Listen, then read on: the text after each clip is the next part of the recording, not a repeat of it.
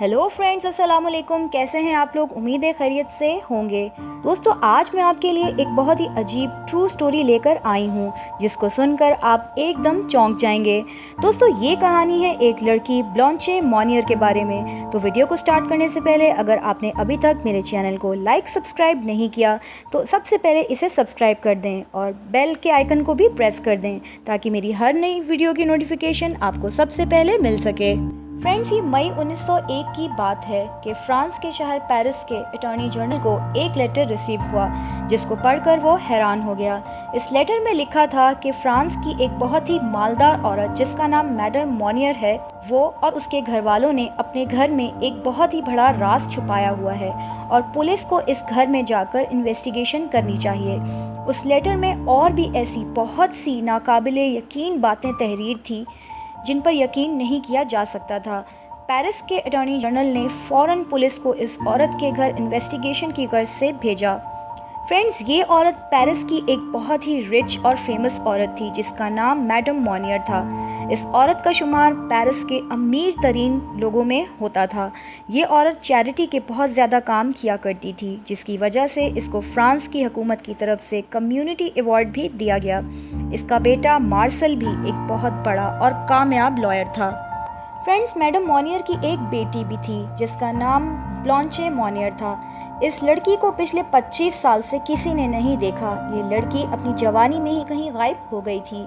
किसी को मालूम ही ना था कि ब्लॉन्चे मॉनियर इस फैमिली की बेटी है। अब पेरिस के अटॉर्नी जनरल ने पुलिस को मैडम मॉनियर के घर इन्वेस्टिगेशन के लिए भेजा। दोस्तों, जब पुलिस उस खत की बुनियाद पर मैडम मॉनियर के आलीशान घर में पहुंची तो उन्होंने घर की तलाशी शुरू कर दी। पुलिस को हर चीज़ उस घर में नॉर्मल महसूस हुई मगर उनको सीढ़ियों के पास अजीब सी बदबू महसूस हुई। ये बदबू मैडम मॉनियर के घर के फर्स्ट फ्लोर पर मौजूद एक कमरे से आ रही थी। पुलिस को कुछ गड़बड़ महसूस हुई। जब पुलिस उस रूम तक पहुंची तो वो लॉक था। पुलिस उस लॉक को तोड़कर अंदर दाखिल हो गई। कमरे में मुकम्मल अंधेरा था और कोई मौजूद नहीं था। पुलिस को इस कमरे में एक पर्दा नजर आया जिसके पीछे एक रूम मौजूद था। फ्रेंड्स, पुलिस इस खिड़की को तोड़कर जब अंदर दाखिल हुई और जो मंजर इन्होंने देखा वो नाकाबिले यकीन था। उस कमरे में एक टूटा फूटा बेड रखा हुआ था जिसके इर्द गिर्द सड़ा हुआ खाना गिरा हुआ था। बेड पर एक औरत इंतहाई बुरी हालत में जंजीरों में जकड़ी हुई थी। दोस्तों, यही औरत ब्लॉन्चे मॉनियर थी जो पिछले 25 सालों से अपने ही घर में इस छोटे से कमरे में कैद थी, जिसने 25 सालों में कभी सूरज की रोशनी तक न देखी थी। दोस्तों, इस कमरे में वॉशरूम तक मौजूद नहीं था। अब आप अंदाज़ा लगा सकते हैं कि ये औरत 25 साल से किस हालत में यहाँ रह रही थी। इस रूम में इस कदर बदबू थी कि पुलिस के लिए वहाँ खड़ा होना मुश्किल था। अब पुलिस ने फ़ौरन ब्लॉन्चे मॉनियर को हॉस्पिटल पहुँचाया और इसकी मां मैडम मॉनियर और इसके भाई मार्सल को अरेस्ट कर लिया। ब्लॉन्चे मॉनियर का वज़न सिर्फ 27 किलो था। इस औरत की कहानी ने पूरी दुनिया को अफसुर्दा कर दिया था। फ्रेंड्स, ये 1876 की बात है कि ब्लॉन्चे मॉनियर 25 बरस की हुई तो इसे एक वकील पसंद आ गया।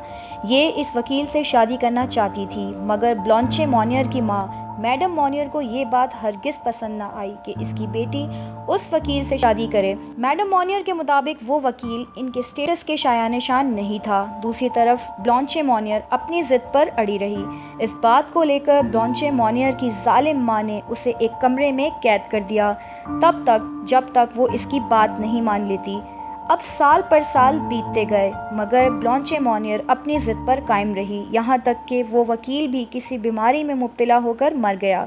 मगर मैडम मॉनियर ने अपनी बेटी को फिर भी कैद रखा जहाँ कोई वॉशरूम तक मौजूद नहीं था।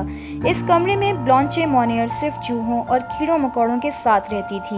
अगले 25 साल तक इस रिच फैमिली के किसी मेंबर ने ब्लॉन्चे मॉनियर की मदद तक करने की कोशिश नहीं की। दोस्तों, 25 साल तक इस औरत ने सूरज की रोशनी तक ना देखी थी। इसकी हालत ऐसी हो गई थी कि इसका जिंदा बच जाना एक मौजिज़ा था। दोस्तों, वो ख़त पेरिस के अटॉर्नी जनरल को किसने लिखा था ये बात कभी सामने ना आ सकी। शायद इनके घर के किसी मुलाजिम ने वो ख़त लिखा हो। ये खबर फ्रांस में जंगल की आग की तरह फैल गई कि कैसे एक सफाक और जालिम माँ ने अपनी ही बेटी को 25 साल तक एक गैर इंसानी हालत में कैद रखा। लोग शदीद गुस्से की हालत में मैडम मॉनियर के घर के बाहर जमा होने लगे। मैडम मोनियर ये सूरत हाल बर्दाश्त ना कर सकी और हार्ट अटैक का शिकार होकर मर गई। ब्लांचे मोनियर के भाई को 15 साल की कैद सुनाई गई। दोस्तों, ब्लांचे मोनियर की जहनी हालत काफ़ी ख़राब हो गई थी। इसको फ्रेंच गवर्नमेंट ने अपने पास ही रखा और यूँ 1913 में ब्लांचे मोनियर की मौत वाक़ई हो गई।